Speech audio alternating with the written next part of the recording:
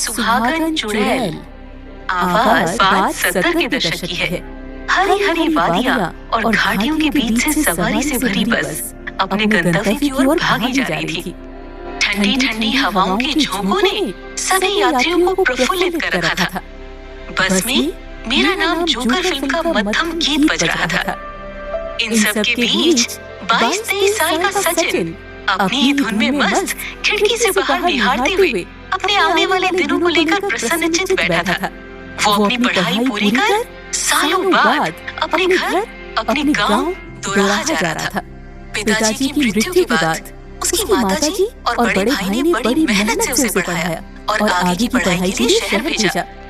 उसने भी अपनी माताजी और भैया का सपना सच करते हुए बहुत मेहनत से बीए की परीक्षा अच्छे नंबर से उत्तीर्ण की थी।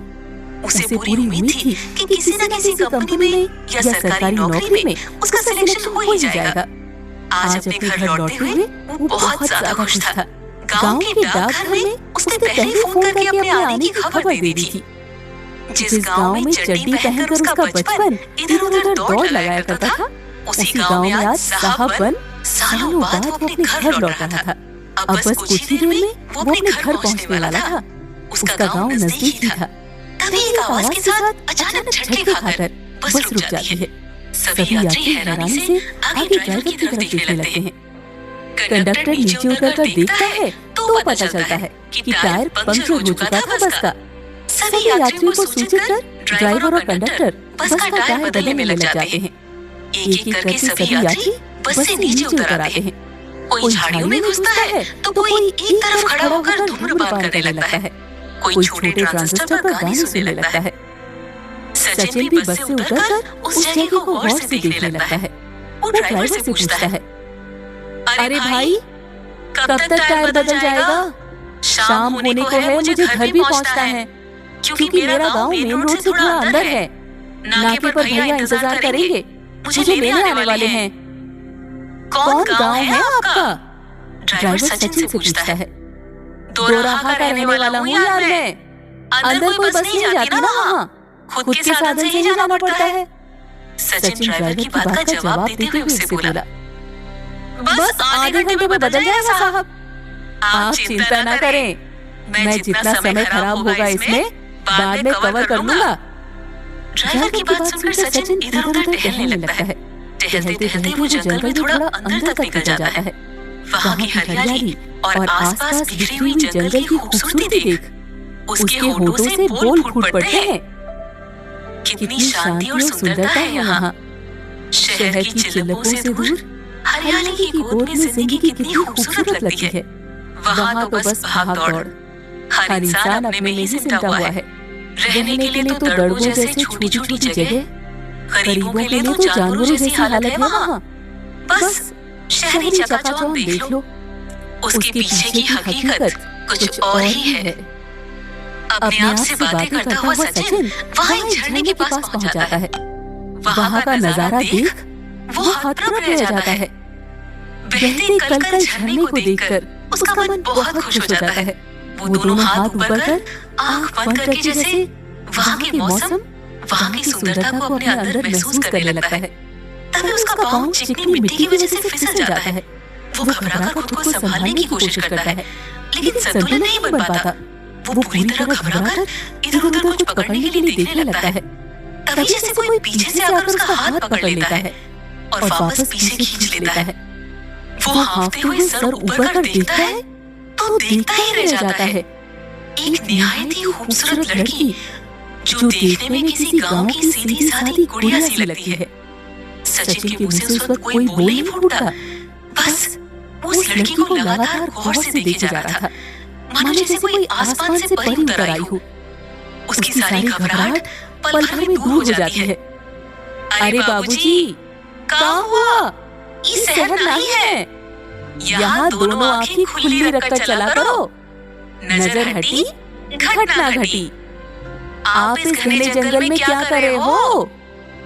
उस लड़की ने आश्चर्य से सचिन से पूछा। सचिन जो अब तक सब कुछ भूलकर सिर्फ उसके चेहरे में खो गया था, उसके झिझोड़ने से हड़बड़ाकर उठकर खड़ा हो गया। कुछ नहीं, मैं तो बस घूमते घूमते यहाँ तक आ गया था। पता नहीं कैसे पैर फिसल गया। घूमते घूमते इस सुनसान बियाबन जंगल में भला कोई घूमने फिरने आता है क्या? दरअसल मैं शहर से अपने घर दोराहा जा रहा था। रास्ते में बस का टायर पंक्चर हो गया। ड्राइवर ने बोला आधा घंटा लगेगा, तो मैं टाइम पास करने इधर उधर घूमने लगा। मेरा नाम सचिन है। यहाँ की खूबसूरती, यहाँ की हरियाली से ऐसा मोहित हुआ कि खुद ब खुद खींचा चला आया। ये जगह वाकई बहुत खूबसूरत है। सचिन उस लड़की को देखते हुए बोला, हाँ बाबूजी, खूबसूरत तो है, पर हर खूबसूरत चीज अच्छी नहीं होती। बाहर से जैसा लगता है, अंदर से वैसा होता नहीं। क्या मतलब? सचिन ने उसकी बात सुनकर हैरानी से पूछा। अरे बाबूजी, अब हर चीज का कोनो मतलब होता है का? कुछ चीजें बिना मतलब की भी होती हैं। सचिन उस लड़की की रहस्यमयी बातों से बड़ा प्रभावित हुआ। अरे मैं तो पूछना भूल गया। मेरा तो ठीक है, मैं वक्त काटने घूमता घूमता यहाँ चला आया क्योंकि बस खराब हो गई थी। पर तुम इस सुनसान जगह पर अकेली क्या कर रही हो? सचिन आसपास गौर से निहारते हुए हाथ के पंजे को हवा में हिलाते हुए उस लड़की से बोला, ये जगह तो हमारा घर का अंगना है बाबूजी, हम तो यहाँ रोज आवत हैं। मतलब? सचिन ने फिर पूछा। आप शहरी लोग हर बात में मतलब बड़ा ढूंढते हैं बाबूजी। हम यहीं पास की एक छोटी सी बस्ती है, वहीं रहते हैं। हमारे अम्मा बाबूजी खेतों में मजदूरी करते हैं और हम यहाँ जंगल में सूखी लकड़ियाँ बीनने आते हैं। कुछ लकड़ियाँ बस्ती के दुकानदार को बेच देते हैं, थोड़े बहुत पैसे मिल जाते हैं। कुछ घर में चूल्हे जलाने के लिए ले जाते हैं।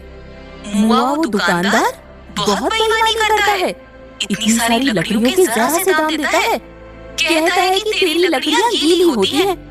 अब आप ही देखो बाबूजी, क्या ये लकड़ियाँ आपको गीली दिख रही हैं? सचिन उस अनजान लड़की की प्यारी प्यारी बातों में खो सा जाता है। वो बोलती जाती है और वो बस उसके हिलते हुए होठों को ही देखता रहता है। तभी वो लड़की अचानक से लकड़ी का गट्ठर उठाकर भागने को होती है। अरे बाप रे, आज तो बहुत वक्त हो गया। आपके चक्कर में देरी हो जाएगी तो अम्मा तो मुझ पर कहर बनकर बरस पड़ेगी।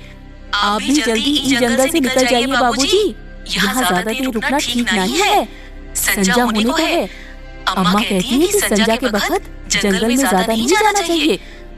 ये जंगल भूत प्रेतों के लिए मशहूर है बाबूजी। मैं तो दिन दिन में अपना काम निपटा के यहाँ से निकल जाती हूँ। जब धड़धड़ी का वक्त होता है तब जंगल से चले जाना चाहिए। ये धड़धड़ी क्या होता है? सचिन बड़ी उत्सुकता से उस लड़की से पूछता है।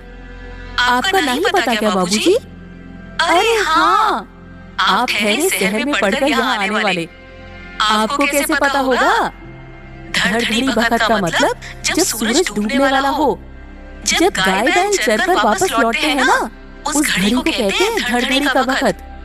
अम्मा बोलती है कि भगवान ने इसी समय उस राक्षस हिरण्यकश्यप को मारा था, इसीलिए ये वक्त जंगल में नहीं रहना। वो लड़की बड़ी मासूमियत से सचिन से बोली। सचिन भी जैसे उसकी भोली भाली बातों में उलझकर सब कुछ भूल चुका था कि उसे वापस भी जाना है। तभी दूर से बस के हॉर्न की आवाज आती है। हॉर्न की आवाज से उसकी तंद्रा टूटती है। वो भी वापस पलटकर जाने को होता है। दोनों विपरीत दिशाओं में जाने लगते हैं और तभी सचिन पलटकर उस लड़की से पूछता है, अरे अपना नाम तो बताती जाओ। वो लड़की लकड़ी का गट्ठर सर पर उठाए पीछे मुड़कर सचिन को देखती है। यही पास में छोटी सी बस्ती है, वहीं रहती हूँ। और मेरा नाम? इतना कहते हुए वो वहीं पास में लगे पौधों की तरफ इशारा करती है, जिसमें गुलाब का फूल लगा होता है। इशारा करके मुस्कुराते हुए वो वहाँ से दूर झाड़ियों में ओझल हो जाती है। सचिन उस गुलाब के फूल को देखकर मुस्कुराते हुए सर पर हाथ फेरकर वापस बस के पास आ जाता है। अरे बाबूजी, कहाँ रह गए थे? सभी सवारियां आ चुकी है, बस आपके लिए खड़े थे। जल्दी आइए, वैसे भी बहुत लेट हो गया है। आज तो हमारा सेठ भी हमें नहीं छोड़ने वाला। आइए जल्दी आकर अंदर बैठिए। कंडक्टर सचिन को अंदर बैठने का इशारा करता है। सचिन वापस अपनी सीट पर आकर बैठ जाता है, पर उसके मन में निरंतर उस लड़की की बातें घूमती रहती है। वो मन ही मन मुस्कुराते हुए खिड़की से अपना सर टिकाकर बाहर की हवा के झोंकों में खो जाता है।